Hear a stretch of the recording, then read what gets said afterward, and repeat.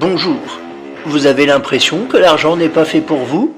Vous voulez optimiser votre budget et vos dépenses? Vous êtes souvent à découvert et vous souhaitez améliorer votre vision et votre gestion de l'argent? Alors, bienvenue sur Budget, le podcast qui t'aide à gérer concrètement ton budget.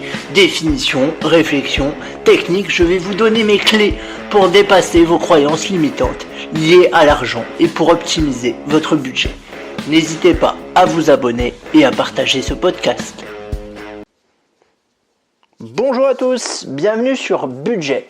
Alors, avant de commencer cet épisode consacré au crédit, je tenais à t'annoncer que j'avais créé une adresse mail spéciale pour le podcast. Si jamais tu veux me faire des retours ou si jamais il y a des sujets que tu aimerais que je traite, tu peux m'écrire à podcastbudget, donc tout attaché au singulier, @gmail.com. Et aujourd'hui, on va parler du crédit. Alors pourquoi je parle du crédit ce mois-ci? Tout simplement parce que je viens de finir de rembourser le mien. J'avais fait un crédit voiture et tout bien réfléchi. Je vais pas dire que je le regrette, mais je pense qu'il n'était pas nécessaire. On va étudier ensemble dans un premier temps ce que c'est un crédit et ensuite dans quel cas on a besoin d'un crédit et dans quel cas on n'a pas besoin d'un crédit. Donc le crédit, c'est assez simple. Vous avez des institutions qui vous prêtent de l'argent. Voilà, il y a deux types de crédits. Il y a les crédits à la consommation et les crédits immobiliers. Donc c'est pas le même taux qui est appliqué dessus. Donc un organisme, donc une banque, une assurance ou quoi que ce soit qui vous prête de l'argent que vous devez rembourser, vu que c'est de l'argent que vous n'avez pas, donc souvent c'est sous forme de mensualité, et à cet argent qu'elle vous prête, elle applique un taux d'intérêt, ça veut dire que vous devez rembourser plus que ce que vous empruntez. En gros, vous payez la banque pour qu'elle vous prête de l'argent. Ouais. En gros, c'est l'idée. C'est comme si vous prêtiez 10 € à quelqu'un pour le dépanner, enfin bon, peut-être un peu plus, mais 10 € à quelqu'un et qu'au final, quand il vous rend les 10 €, vous dites « Ah bah non, tu m'as remboursé, ça fait 2 mois que tu me les dois, donc je t'applique une majoration d'1 €, ce qui fait que tu me dois 12 €. C'est à peu près ça, un crédit. En France, on a, je pense, une grosse culture du crédit. Aussi bien dans les magasins. Si vous allez chez Darty, chez la Fnac et compagnie, très souvent, si vous achetez des gros achats et même des petits achats, ils vous proposeront un petit crédit. Hop, signez là, non, ça va rien vous coûter, vous inquiétez pas. Vous signez là, comme ça vous repartez tout de suite avec le produit et vous êtes content, vous pouvez en profiter tout de suite, c'est génial. Bon, certes, le crédit, il y a 3% de frais, mais c'est pas grave.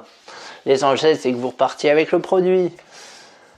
Alors vous allez me dire, oui, mais il y a des crédits sans frais. On peut, dans les magasins, payer 3 fois sans frais. Effectivement, dans certains magasins, on peut. Mais pour autant, je vous conseille de ne pas le faire. On en revient au podcast sur la gestion du budget. On en revient au podcast sur le découvert. On ne dépense pas de l'argent que l'on n'a pas, sauf dans des cas bien précis. Et acheter un bien de consommation ne fait pas partie de ces cas précis. Donc, c'est assez simple. Une bonne gestion financière implique de ne pas avoir de crédit, notamment pour acheter, si c'est un crédit, pour acheter du passif. Alors, on va faire la différence entre le passif et l'actif. Ça, c'est une notion de base de la gestion budgétaire, j'en ai déjà parlé, mais je reparle parce que c'est important. Un actif, c'est quelque chose dans lequel vous allez investir et qui va vous rapporter de l'argent. L'immobilier, si vous acheter pour ensuite devenir propriétaire et louer, c'est un actif. Là, vous pouvez faire un crédit. Si vous achetez une voiture, la voiture c'est un passif. Ça veut dire qu'elle va vous coûter de l'argent. Une voiture ça rapporte pas. Une voiture ça perd énormément de sa valeur. Rien que vous la sortez du garage, vous tournez la clé, vous faites 1 kilomètre avec, elle a déjà perdu un quart de sa valeur. Enfin peut-être pas un quart mais je m'entends. Ça perd très très rapidement de sa valeur. C'est très mal coté, les véhicules.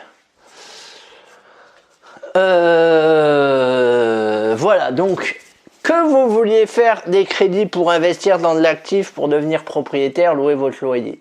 Enfin, louer votre appartement. Vous avez tout à fait raison. En plus, l'avantage, c'est qu'avec les locations, avec le prix des locations, ça pourra vous payer votre crédit. C'est comme ça qu'ils font de toute façon les propriétaires. Là, le crédit est bien évidemment justifié. Mais, si c'est un autre crédit, pour des choses dont vous n'avez pas besoin, je veux dire par là, votre machine à laver, elle vient de vous lâcher, mettons. Bah, normalement, vous avez un peu de sous en réserve. Normalement, hein, si vous avez bien écouté mes conseils, vous avez le matelas de sécurité et des sous en réserve. Et du coup, plutôt que de se précipiter chez Darty ou la Fnac ou je sais plus quel truc pour en acheter une neuve, bah on peut peut-être passer par l'occasion, le Bon Coin, etc., etc. Vous devez éviter d'utiliser de l'argent qui ne vous appartient pas, tout simplement. Parce que la vérité du crédit, c'est ça, c'est que l'argent, vous ne l'avez pas encore dans vos porte-monnaies au moment où vous contractez le crédit. C'est bien pour ça que vous contractez le crédit d'ailleurs. C'est de l'argent que vous n'avez pas. C'est de l'argent qui va vous être versé en une fois, mais qu'ensuite vous allez rembourser. Et croyez-moi, 4 ans de crédit, on les sent passer. Croyez-moi, même si la mensualité n'est pas énorme, je vous donne mon exemple, hein. Non, 191 € de mensualité. On gagne 3000 €. Bon, spontanément, on pourrait se dire, ça va, de quoi il se plaint, entre guillemets. Mais croyez-moi, on les sent passer. Croyez-moi, les crédits sur 4 ans, sur 8 ans, on les sent passer. Et c'est de l'argent que vous n'aurez pas et que vous ne pourrez pas investir. Achetez vos véhicules d'occasion. Déjà, achetez pas neuf, vous emmerdez pas avec le neuf. Et ensuite, est-ce que vous avez besoin d'une voiture à 10 000 €? Est-ce que vous avez besoin d'une voiture à 20 000 €? Etc., etc., etc. C'est une question que je vous pose. Revoyez vos besoins pour faire en sorte de ne pas avoir besoin de crédit.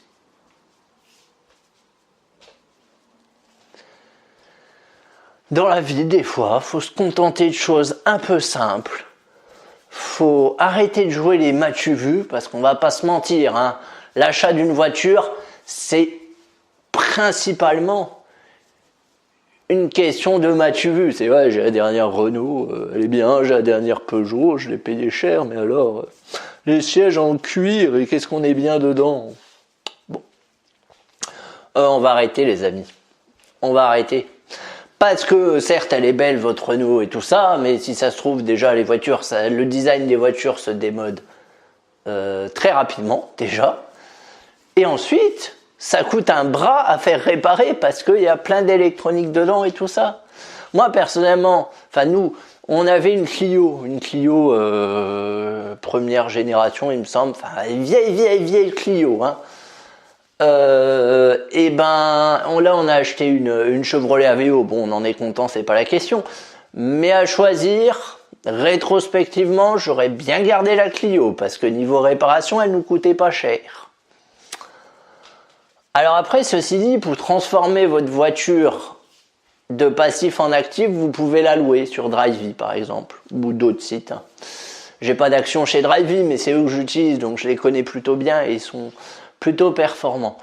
La parenthèse est refermée. Non, voilà, les crédits, vraiment évitez d'utiliser de l'argent que vous n'avez pas. Parce que c'est la solution de facilité. On va pas se le mentir. C'est la solution de facilité. Ça s'appelle comme ça, c'est de la facilité. Vous claquez des doigts, vous pouvez avoir 8 000 € en claquant des doigts, en demandant à votre banquier. Bonjour monsieur le banquier, je voudrais faire un crédit. Oh oui, bien sûr, venez, oui, on a des taux intéressants. Bien évidemment que le banquier va pas vous dire non, sauf si vous avez une situation financière vraiment pas solide, mais il faut savoir que les banques se financent aussi grâce au crédit. Faut le savoir. Donc bien sûr que le banquier va jamais vous dire non. Moi, mon banquier m'envoie des lettres tous les 2 mois pour savoir si je veux souscrire un crédit et tout ça. Mais non, je veux pas. Moi, je veux être libre. Avec un crédit, vous n'êtes pas libre. Vous n'êtes pas libre parce que vous êtes enchaîné à ce crédit. Alors, je parle même pas de l'immobilier où là, vous devez prendre un crédit pour 20 à 30 ans. Alors, vous me direz, oui, mais au moins après, on n'a plus à payer la maison. Certes, c'est vrai, mais bon, c'est juste la durée de crédit est effectivement pas la même. Voilà, ouais, faites attention avec le crédit parce qu'on peut vite se retrouver dans la mouise. Faites attention avec les achats 3 fois sans frais aussi, c'est tentant, hein. Ça, je le reconnais tout à fait, c'est tentant hein, d'acheter le dernier MacBook de chez Apple 3 fois sans frais et de rembourser tous les mois. Mais pour faire ça, faut bien évaluer son budget. Et croyez-moi, c'est compliqué. Croyez-moi, quand on agit sous le coup de l'émotion, parce que c'est ni plus ni moins que ça, hein, quand on demande un crédit pour avoir un ordinateur portable, c'est ni plus ni moins que l'émotion qui parle, la volonté de posséder le produit. Il faut reconnaître que Apple sont très forts là-dedans. Mais croyez-moi, c'est pas une bonne solution. Attendez tout simplement d'avoir les sous, économisez un peu plus et s'il vous plaît, évitez le crédit.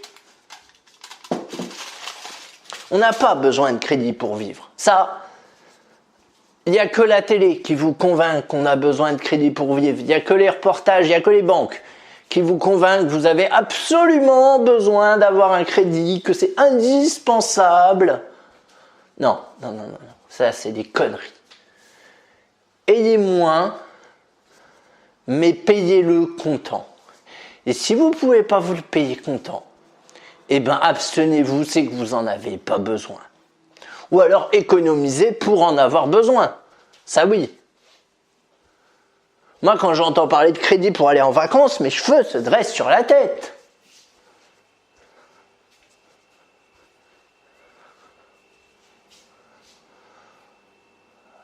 Voilà.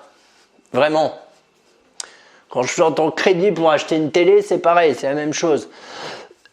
Sur le Bon Coin, vous allez sur le Bon Coin des télés, vous allez en trouver. Les meubles, j'en parle même pas. Voilà.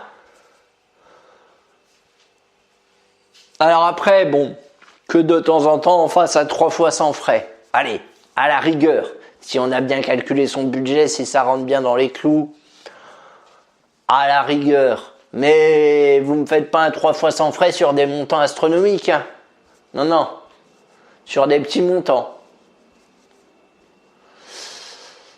Et ça, c'est un mal français, le crédit. Enfin, c'est un mal français, je dis ça, mais les Américains sont pires. Hein, on l'a vu, on le voit bien, vu qu'eux, ils s'endettent pour les études et tout ça. Je pense que le jour où le crédit américain va faire des siennes et va péter, je pense que on aura le droit à encore une crise comme celle des subprimes. Mais voilà, sachez que sans crédit, vous êtes plus libre, vous gérez mieux votre budget. Vous gérez mieux votre budget. Voilà, mais néanmoins, si vous voulez quand même souscrire à un crédit, comparez les offres. Moi, c'est tout ce que j'ai à vous conseiller. Allez voir plusieurs banques, plusieurs assurances, pas uniquement que la vôtre. Il y a des banques en ligne qui font des offres de crédit qui sont pas mal. Maintenant, on a des crédits à 0,96. C'est quasiment donné. C'est quasiment donné. Alors effectivement, c'est tentant. Mais méfiez-vous parce qu'il y en a beaucoup